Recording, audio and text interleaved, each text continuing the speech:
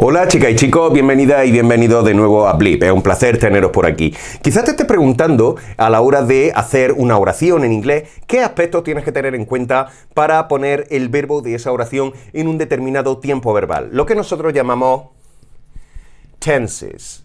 En este tutorial voy a resumirte de una manera muy sencilla, muy fácil y muy didáctica los tres aspectos fundamentales que tienes que tener en cuenta a la hora de trabajar con tiempos verbales en inglés. Cómo vamos a configurar o qué aspectos tenemos que tener en cuenta a la hora de trabajar con los tiempos verbales en inglés. El primer aspecto que deberíamos tener en cuenta sería la forma, the form. Es decir, cómo se estructura ese tiempo verbal en concreto. El segundo aspecto que nosotros vamos a tener en cuenta es el uso, the use. ¿Para qué me sirve este tiempo verbal, esta forma que yo estoy utilizando en concreto? Y el tercer aspecto que nosotros deberíamos tener en cuenta sería ver pistas, clues, ¿de acuerdo? Bien, pongamos por caso que yo estoy estudiando el presente continuo. Yo sabré o tendré que estudiar que la forma del presente continuo es la siguiente. Utilizamos el verbo be en presente y tenemos que saber que esta forma de presente tiene tres maneras de conjugarse. Por un lado, tenemos la forma am para I, tenemos la forma are para otros pronombres personales y tenemos la forma is para he, she and it. Obviamente, la forma are sería para el resto, ¿de acuerdo? También tendríamos que saber que, seguido del verbo be, tendríamos que poner el verbo principal en su forma ing.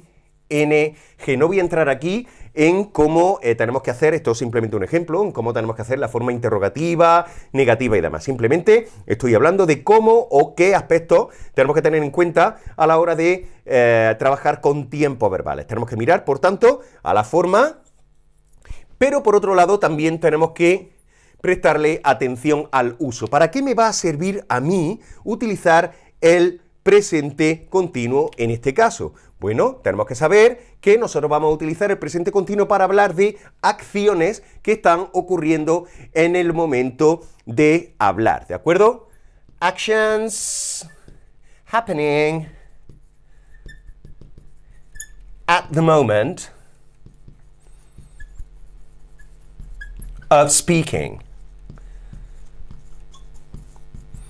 Es decir, acciones que están ocurriendo en el momento en el que se está elicitando, en el que se está produciendo esa oración. Y finalmente, tendremos que tener en cuenta las pistas que nosotros bien o podemos utilizar o podemos ver cuando estemos leyendo un texto. Bien, las pistas son los complementos. ¿Qué palabras aparecen en el contexto de la oración que me van a poder decir qué tiempo verbal está en ese texto o incluso qué tipo de complementos temporales, en este caso, puedo utilizar a la hora de utilizar este tiempo verbal en concreto? En el caso del presente continuo, que es el que hemos cogido como ejemplo, las expresiones o las pistas que nosotros podemos utilizar serían expresiones de tiempo como at the moment,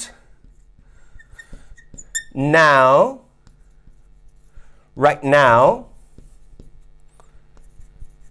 o incluso otras pistas a nivel textual que tampoco vamos a meternos demasiado aquí. Simplemente este ha sido un ejemplo para que veáis los aspectos que tenemos que tener en cuenta a la hora de trabajar con tiempos verbales. Por tanto, cuando yo me enfrente con un tiempo verbal, miraré y tendré en cuenta estos tres aspectos. Por un lado, la forma, por otro lado, el uso y por otro lado, las pistas, clues, que van a estar presentes en la configuración de ese tiempo verbal dentro de una oración determinada. Espero que este tutorial haya sido de utilidad y, como sabéis, nos vemos en otros tutoriales en un Blip.